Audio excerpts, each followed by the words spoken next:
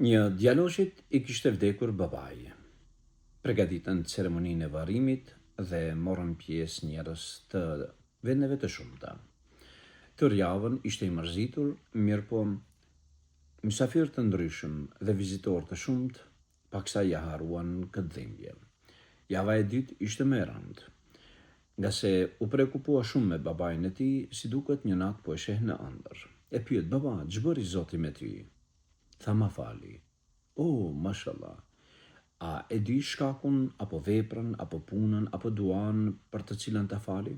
Tha: "Po, në namazin e gjenazës time ka marrë pjesë një njeri me emrin kështu. Dhe ai është lutur me një dua shumë speciale. Dhe si duket Allahu ka dëgjuar duan e tij të vetmen dhe e ka pranuar. Dhe kështu që ma fali." I doli gjumi djaloshit i gëzuar te i mase.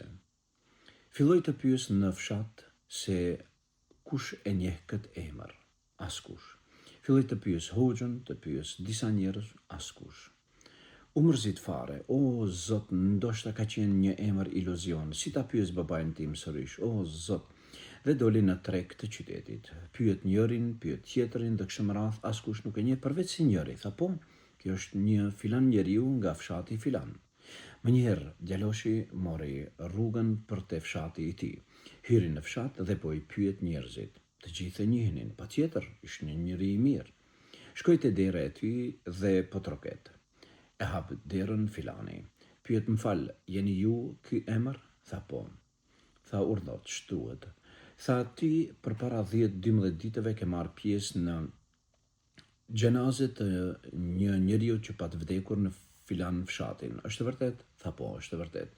Tha: "Unë e kam parë në ëndër, ai ishte babai im dhe më ka treguar emrin tënd dhe më ka thënë për shkak të emrit tënd, gjithsesi duas tënde, Allahu ja ka pas pranuar duan dhe babai im ka shpëtuar." U habit.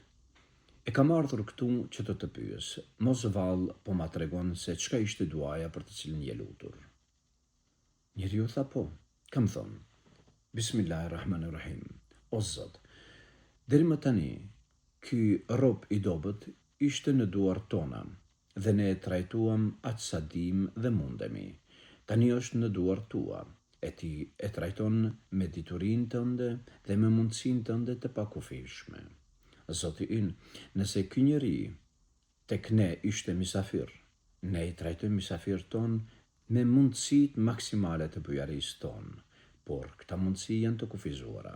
E tani është mysafir në madhërinë tënde, e mundësit tua dhe bujaria nuk është e kufizuar, pra trajtoje me bujarinë maksimale tëndën." Kaq. U hapit djaloshi. Tha: "Pasha Allahun, në çdo lutje të namazit do ta lexoj këtë."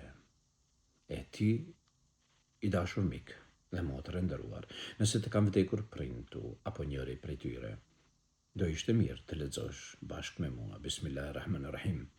O Allah, të falenderojmë për gjithçka dhe i çojmë shumë selame të dashurit tënd Muhammed Mustafa sallallahu alaihi wasallam. Dhe të lutim o Zot që të lëshosh mëshirë për mbi ata të cilat i morën në duar tua, nga se ti je më i mëshirshmi prej gjithë mëshirshmeve. O Zot, përderisa ishin tek ne, i trajtuam me bujarinë tonë aq sa dim, e tani janë tek ty. Trajtojmë me bujarinë tënde maksimale. Amin. Assalamu alaikum wa rahmatullah.